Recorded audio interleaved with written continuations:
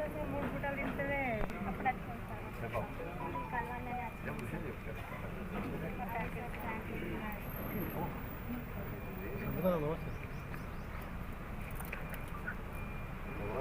రాజు చెప్పలేదు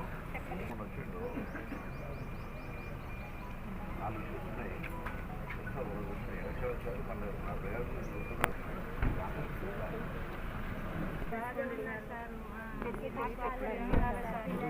నేను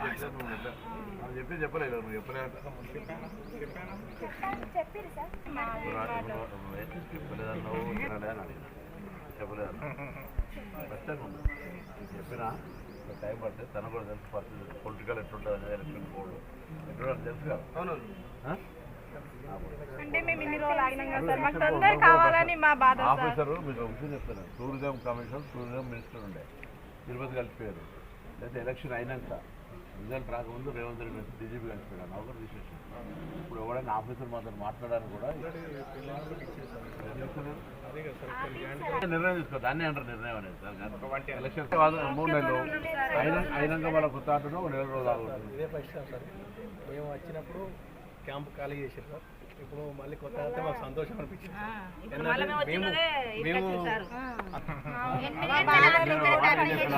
ఏంటంటే సార్ మా కోసం కేసులు అయ్యి కూడా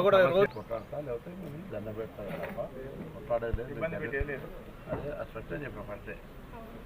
ఎప్పుడు వేధింపు ఉండదు వేధింపు ఉండదు అర్థం చేసుకుని మాకు వీలైనంత మళ్ళీ రిటర్న్ వచ్చింది సార్ గంటలుగా రాత్రి 10 నేను రాత్రి 10 గంటల వరకు ఇక్కడ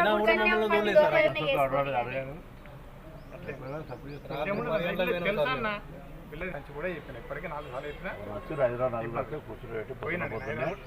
6:30కి వచ్చిన పాపం వాళ్ళు 40 ఎకరాలు కావచ్చు వేది కావచ్చు తర్వాత ఇళ్ళ స్థలం కావచ్చు 45 లక్షలు కష్టం నాకు అవగాహన ఉంది ఇష్యూ మీద కొట్లాడి నేను కాదు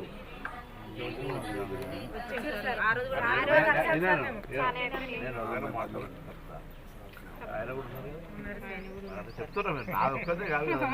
సార్ కూడా చెప్పింది సార్ మన ప్రభుత్వమే వస్తుంది ఖచ్చితంగా ఇస్తాం మీ బాధ నెరవేరుస్తామని చెప్పింది